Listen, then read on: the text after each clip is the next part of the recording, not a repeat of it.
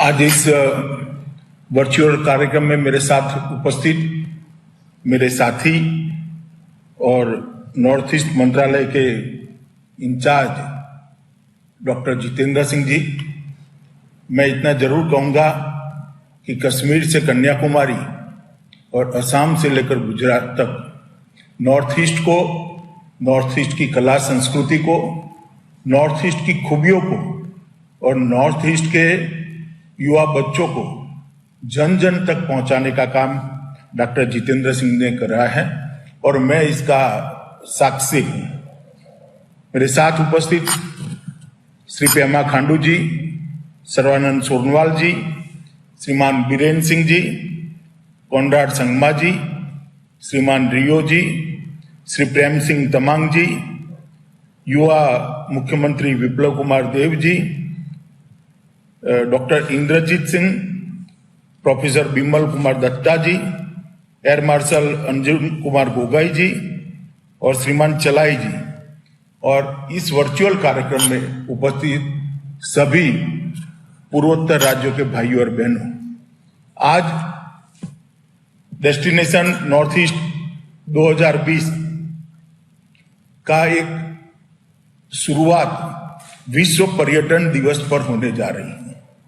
और जहां तक मैंने भी कई राज्य देखे हैं, कई देश देखे हैं, कई राज्यों के पर्यटन स्थल देखे हैं, देश के सभी पर्यटन स्थल पर जाने का मुझे मौका मिला है। मैंने जो खूबसूरती नॉर्थ ईस्ट के अंदर देखी है शायद ही कहीं देखने को मिल जाए। और इतनी विविध भाषाएं, विविध संस्कृति, और संस्कृति को नॉर्थ ईस्ट ने, पूर्वोत्तर ने सजाकर संजो कर रखा है। आज भी इतने सालों की संस्कृति, इतने सालों का संगीत, इतने सालों का नृत्य, इतने सालों से बोलने जाने वाली भाषाएं, इतने संघर्ष के बाद, इतने हमलों के बाद भी जस की तस संभाल कर रखी। और मैं मानता हूं कि जिस प्रकार का इंफ्रास्ट्रक्चर श्री नरेंद्र मोदी जी के नेतृत्व में बना है, न केवल भारत, विश्व भर के पर्यटन का केंद्र बिंदु नॉर्थ ईस्ट कभी न कभी बनेगा, नजदीक के भविष्य में बनेगा, इसका मुझे विश्वास है। इसलिए विश्व पर्यटन दिन पर आज डेस्टिनेशन नॉर्थ ईस्ट में मैं पूरे पूर्वोत्तर भारत के सभी मुख्यमंत्री और पूरी जनता को मैं बहुत बहुत बधाई देना चाहता हूं। मित्रों, आज यहां पर 8 राज्यों के सभी मुख्यमंत्री उपस्थित है। 30 सितंबर तक ये हमारा कार्यक्रम चालू रहेगा। राज्यों के मुख्यमंत्रियों, पर्यटन मंत्रियों के साथ साथ सांस्कृतिक चीजें और संस्कृतियों के एक दूसरे के साथ मिलान और परिचय का भी कार्यक्रम होगा। और पूरा भारत, चूंकि अब वर्चुअल रूप से दूरियां कम हुई है, तो पूरा भारत भी नॉर्थ ईस्ट की संस्कृति से परिचित होगा। मैं एक बात बड़े मन से कहना चाहता हूं, क्योंकि मैंने भी पार्टी के राष्ट्रीय अध्यक्ष बनने के पहले नॉर्थ ईस्ट को कभी देखा नहीं था।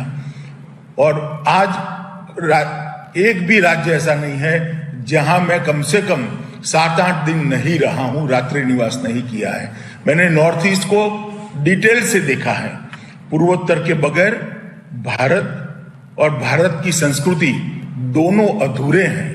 जब तक पूर्वोत्तर की संस्कृति भारतीय संस्कृति के साथ मिलती नहीं है, भारतीय संस्कृति की पूरी कल्पना ही नहीं हो सकती है, क्योंकि पूर्वोत्तर की संस्कृति भारतीय संस्कृति का, भारत का गहना है। और ये गहने का परिचय इस प्रकार के कार्यक्रमों के माध्यम से ही हो सकता है।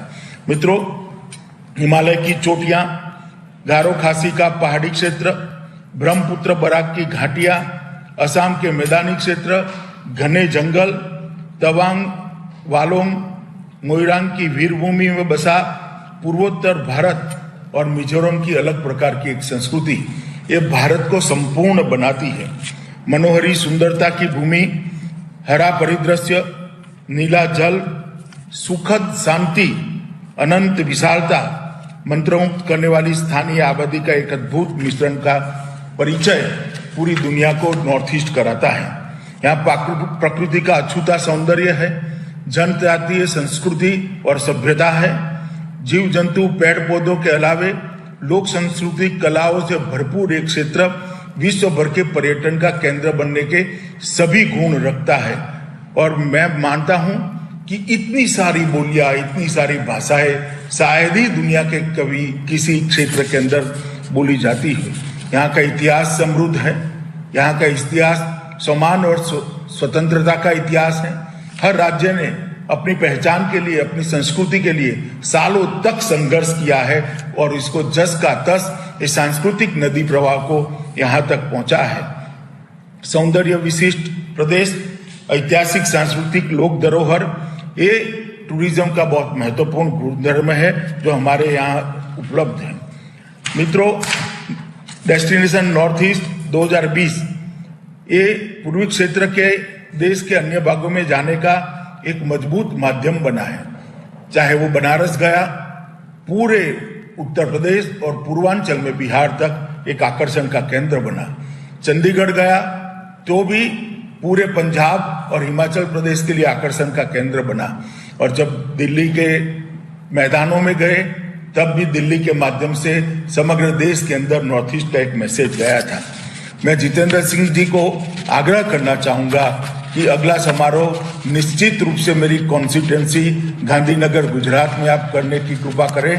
तो गुजरात आपके स्वागत के लिए तैयार है और हम मन से दिल खोलकर हमारे नॉर्थ ईस्ट के भाइयों का, सभी मुख्यमंत्रियों का, सभी कलाकारों का और सभी आर्टिजन्स का स्वागत भी करेंगे और गुजरात की संस्कृति को नॉर्थ ईस्ट का परिचय कराएंगे और नॉर्थ ईस्ट की संस्कृति का गुजरात को परिचय कराएंगे। मित्रों, हम नॉर्थ ईस्ट को अगर आर्थिक दृष्टि से आगे बढ़ाना है, पर्यटन की दृष्टि से आगे बढ़ाना है, रोजगार की दृष्टि से आगे बढ़ाना है, तो ये बहुत जरूरी था कि नॉर्थ ईस्ट के अंदर शांति बनी रहे। प्रधानमंत्री मोदी जी के प्रधानमंत्री बनने के बाद 6.5 साल के अंदर नॉर्थ ईस्ट जो कभी आतंकवाद, बंद, हिंसा इसके कारण सुर्खियों में रहता था, इसकी जगह आज विकास, नई लगने वाली इंडस्ट्री, युवाओं का आगे बढ़ना और ऑर्गेनिक खेती, नए स्टार्टअप, इसके कारण देश भर में चर्चा में है। मैं मानता हूं ये 6 साल शांति के साल रहे हैं। ये 6 साल में हमने शांति के लिए बहुत सारी चीजें करी है और भारत सरकार ने नॉर्थ ईस्ट के नजदीक जाने का जो कार्यक्रम बनाया, अकेले मैं प्रधानमंत्री जी की बात करूं तो प्रधानमंत्री बनने के बाद 30 से ज्यादा बार प्रधानमंत्री जी ने अलग अलग राज्यों के दौरे करे हैं। मैं मानता हूं कि आजादी के बाद सबसे ज्यादा नॉर्थ ईस्ट में जाने वाले कोई प्रधानमंत्री होंगे तो हमारे लोकप्रिय प्रधानमंत्री श्रीमान नरेंद्र मोदी हैं। उन्होंने एक रोस्टर तय किया कि 15 दिन में एक केंद्रीय मंत्री हर बार कोई न कोई राज्य के अंदर अपने विभाग का कार्यक्रम लेकर जाएंगे और इसको अखंड रूप से 6 साल से हम चला रहे हैं। मोदी जी की एक दूरदर्शी नेतृत्व में वर्तमान सरकार ने अपनी एक्ट ईस्ट पॉलिसी के तहत दक्षिण पूर्व एशिया के प्रवेश द्वार के रूप में उत्तर पूर्व के समावेशी विकास पर बहुत जोर दिया है और बांग्लादेश का समझौता हमारी एक्ट ईस्ट पॉलिसी और ईस्ट के दरवाजों को खोलने वाला होगा। पूर्वोत्तर का समग्र दृष्टि से विचार पहले जब होता था, इससे अब अलग प्रकार से होने लगा है।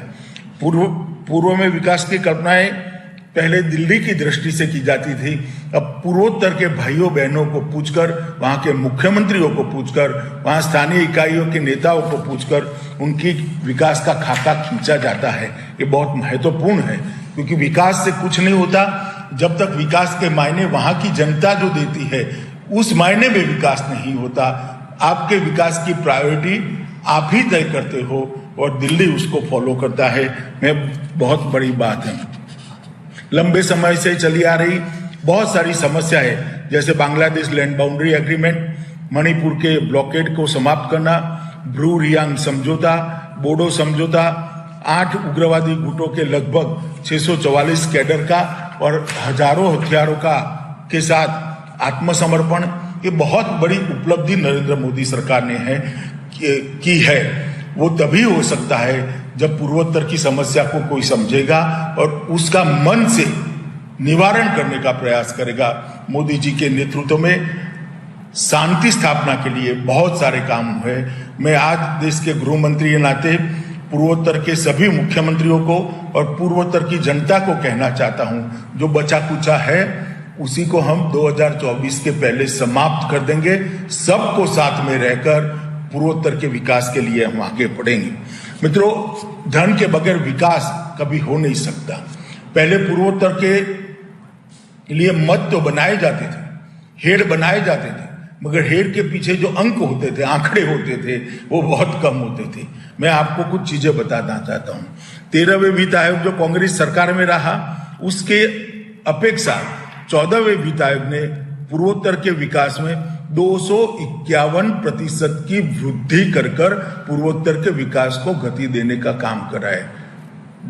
250% वृद्धि हमने की है। आंकड़ों में बताऊं तो पहले 90,000 करोड़ मिलते थे। ये पंचवर्षीय योजना जो समाप्त हुई 14वीं, उसमें 3,13,375 करोड़ रुपया दिया है। लगभग 3 गुना रुपया भारत सरकार ने भेजा है। मित्रों, डोनर मंत्रालय के बजट की बात करें तो 14-15 की अपेक्षा 19-20 का बजट लगभग 65% बढ़ा है।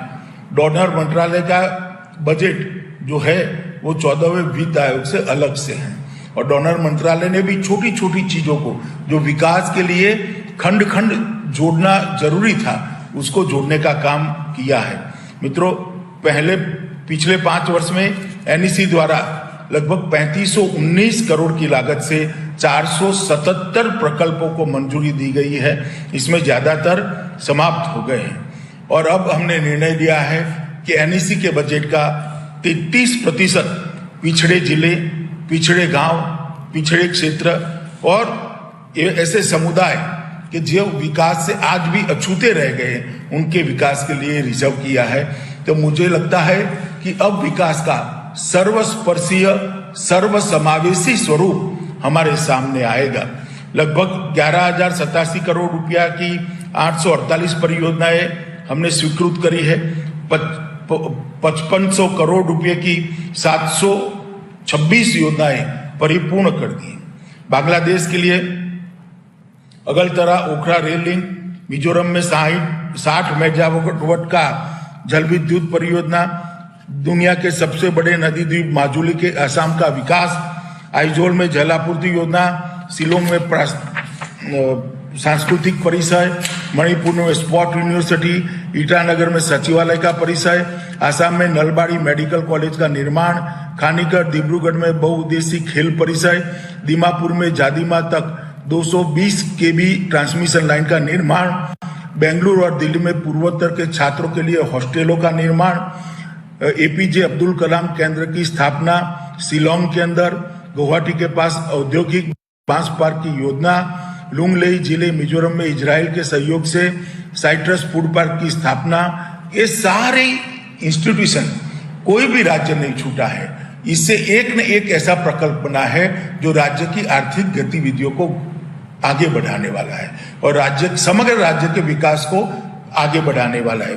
जहां तक रेल क्षेत्र का सवाल है, अभी जितेंद्र सिंह जी ने कहा, मैं बहुत डिटेल में जाना नहीं चाहता, परंतु 15,088 करोड़ रुपया की 6 रेल परियोजनाओं को हमने संपूर्ण किया है।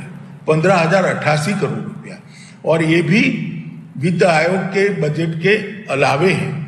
बहुत सारे नाम है, मैं लेना नहीं चाहता, सबको मालूम भी है। मगर हवाई अड्डे की बात करें तो लगभग 553 करोड़ रुपया भारत सरकार ने वहां खर्चने का कार्यक्रम बनाया है। पोक्योंग का हवाई अड्डा सिक्किम का माननीय प्रधानमंत्री जी के द्वारा राष्ट्र को समर्पित किया गया है। सड़क क्षेत्र में भी लगभग 10,000 करोड़ की लागत से 870 किलोमीटर लंबाई की 19 सड़क परियोजनाएं करी। तो रेलवे, हवाई जहाज और सड़क का जाला, इसके माध्यम से नॉर्थ ईस्ट को बाकी के भारत के साथ जोड़ना और नॉर्थ ईस्ट के हर एक राज्यों को एक दूसरे के साथ जोड़कर विकास को गति देने का मोदी सरकार ने बहुत बड़ा प्रयास किया है। दिबांग और लोहित नदियों पर पुलों का निर्माण, नेशनल हाईवे 52A ईटानगर और होलोंगी खंड का 4 लेन में बदलना, ढोला और सादिया के मध्य पुल का निर्माण, नेशनल हाईवे 44E के शिलोंग नॉस्ट्रोइन खंड को 2 लेन में बदलना, ये बड़े बड़े काम जो सालों से अटके हुए थे वो नरेंद्र मोदी सरकार ने हाथ में लिए। इसके साथ जब तक इंस्टीट्यूशन नहीं जाते हैं बच्चों को मौका नहीं मिलता है। नॉर्थ ईस्ट में शायद आजादी के बाद जितने इंस्टीट्यूशन नहीं गए होंगे, इससे 3 गुना इंस्टीट्यूशन 6 साल के अंदर गए हैं। गुवाहाटी के विश्वविद्यालय में ब्रह्मपुत्र अध्ययन केंद्र स्थापित करना, doctor B Barua cancer society Guwahati, NEC ने पूरे देश में पूर्वोत्तर के छात्रालयों का निर्माण किया, मणिपुर में स्पॉट यूनिवर्सिटी, भारतीय सूचना प्रौद्योगिकी संस्थान IIIT गुवाहाटी के अंदर, APJ अब्दुल कलाम सेंटर, 2018 में NITI NER फोरम का निर्माण और 2018-19 के दौरान institute of science and technology Jorhat में एक स्टाइनर साझा सुविधा केंद्र बनाया है। जवाहरलाल नेहरू विश्वविद्यालय में दिल्ली के पूर्वोत्तर के छात्रों के लिए हॉस्टल का निर्माण, बेंगलुरु में भी निर्माण, इस प्रकार के कई इंस्टीट्यूशन बनाए हैं। टाटा के सहयोग से नॉर्थ ईस्ट के सभी राज्यों में एक प्राथमिक कैंसर की जांच का और पोस्ट ऑपरेशन सुविधाएं मिलने का सेंटर बनने का कार्यक्रम है और गुवाहाटी में एक मुंबई के समकक्ष कैंसर की अस्पताल बनाने का भी शुरू हो गया है। मैंने ही इसका शिलान्यास किया था। नॉर्थ ईस्ट में किसी को भगवान करे कैंसर न हो, मगर हो तो दिल्ली के धक्के या कलकत्ते के धक्के किसी को न खाने पड़े, इसकी पूरी व्यवस्था भारत सरकार ने की है। ये कोरोना काल में भी नरेंद्र मोदी सरकार ने नॉर्थ ईस्ट को सभी प्रकार की स्वास्थ्य सुविधा, जिस राज्य को जो जरूरत थी, मेरी भी कई बार राज्य के मुख्यमंत्रियों से बात हुई, इसकी आपूर्ति करने का वायुसेना के विमान लगाकर भी करने का हमने प्रयास किया है। इसकी बहुत डिटेल में मैं नहीं जानना चाहता, चाहे दवाइयां हो, चाहे डॉक्टरों को टेलीकॉन्फ्रेंसिस से ट्रेनिंग की बात हो, चाहे जटिल प्रकार के केसों का एम्स के साथ टेलीकॉन्फ्रेंस से इलाज करना हो। इसके अलावा खाद्यान्न आवंटन लगभग 3 करोड़ लोगों को 7.7 लाख मैट्रिक टन खाद्यान्न दिया है। अरहर दाल लगभग 30,000 मैट्रिक टन दी है। प्रधानमंत्री किसान सम्मान योजना के तहत 533 करोड़ रुपया किसानों के खाते में सीधा जमा करा है। जन धन योजना के अंदर जो ग्रांट भेजी गई वो लगभग 1707 करोड़ रुपया है। 1707 करोड़ रुपया गरीब के अकाउंट में सीधा भेजने का लगभग 1 करोड़ 15 लाख गरीबों के अकाउंट में सीधा भेजा है। कुल 2530 करोड़ का सीधा लाभ पूर्वोत्तर के लोगों को भेजने का काम नरेंद्र मोदी सरकार ने इस कोरोना काल में किया है। केंद्र ने अप्रैल 2020 से अब तक पूर्वोत्तर राज्य को लगभग 8,000 करोड़ रुपया जारी करने का काम हमने किया है। मैं इसकी बहुत सारी डिटेल में जाना नहीं चाहता, क्योंकि एक अलग विषय पर, अलग मौके पर हम लोग इकट्ठा हुए हैं। मित्रों, मैं इतना ही कहना चाहता हूं कि जब आप आजाद हुए तब देश की जीडीपी का 20% हमारे पूर्वोत्तर का हिस्सा था, जो घटते घटते घटते लगभग बहुत कम हो गया। मैं आप सबसे अपील करना चाहता हूं कि मोदी सरकार ने लक्ष्य रखा है कि 24 तक हम पूर्ववत स्थिति क्या बना सकते हैं क्या? पूर्वोत्तर को टूरिज्म का सेंटर बना सकते हैं क्या? पूर्वोत्तर के कुछ राज्यों को उद्योग का सेंटर बना सकते हैं क्या? पूर्वोत्तर को हम आईटी का एक बहुत बड़ा हब, क्योंकि बच्चे पढ़े लिखे हैं, बच्चों के पास टैलेंट है, उनको एक बहुत बड़ा हब बना सकते हैं क्या? पूर्वोत्तर को ऑर्गेनिक खेती का हब बना सकते हैं क्या? और पूर्वोत्तर की संस्कृति को सजोते हुए हम अगर 20% जीडीपी का लक्ष्य रखते हैं तो मुझे लगता है कि एक्ट ईस्ट की पॉलिसी जो भारत सरकार की है, इसका गेटवे पूर्वोत्तर बन सकता है और पूरे ईस्ट में मटेरियल बेचने का, एक्सपोर्ट करने का और अर्थतंत्र को गति देने का काम पूर्वोत्तर कर सकता है। जरूरत है संकल्प की, मेहनत की और एक साथ आकर काम करने की। मुझे बहुत खुशी है कि आज 8 राज्य नेडा के मेंबर हैं। 8 राज्यों ने एनडीए के साथ जुड़ने का फैसला किया है और मोदी जी के नेतृत्व में ये 8 राज्य एक आठ भाई की तरह आगे बढ़ रहे हैं। मोदी जी का नेतृत्व और समग्र पूर्वोत्तर के विकास का एक विजन और आप सभी का परिश्रम, ये तीनों इकट्ठा होते हैं तो मुझे लगता है कि बहुत नजदीक हम पहुंच जाएंगे हमारी जो पूर्ववर्ती स्थिति थी उसमें। और डॉक्टर जितेंद्र सिंह हर छोटी छोटी चीज का ख्याल रख रहे हैं, आपके साथ कोऑर्डिनेशन भी कर रहे हैं और भारत सरकार की हर योजना आपके पास पहुंचे, इसलिए अपने प्रभाव का उपयोग हर सचिवालय में, हर सचिव पर भी करते हैं। मुझे विश्वास है आप सभी के नेतृत्व में और देश में मोदी जी के नेतृत्व में पूर्वोत्तर का विकास होगा। मैं फिर से एक बार destination north east 2020 emerging delightful destinations के थीम के साथ शुरू हुआ ये जो डेस्टिनेशन नॉर्थ ईस्ट 2020 है, इसको बहुत बहुत शुभकामनाएं देता हूं और ये कार्यक्रम अपने सभी उद्देश्यों में सफल हो ऐसी प्रार्थना भी करता हूं। फिर से एक बार आप सभी को आज पर्यटन दिन की बहुत बहुत शुभकामनाएं। कोरोना के खिलाफ जो संघर्ष कर रहे हैं इसमें हम सफलतापूर्वक लड़कर पूरे विश्व में अपना उदाहरण बिठाए, ऐसी भी मैं शुभकामनाएं देकर आप सबको ये कार्यक्रम सफल हो ऐसी शुभकामना देता हूं। भारत माता की जय।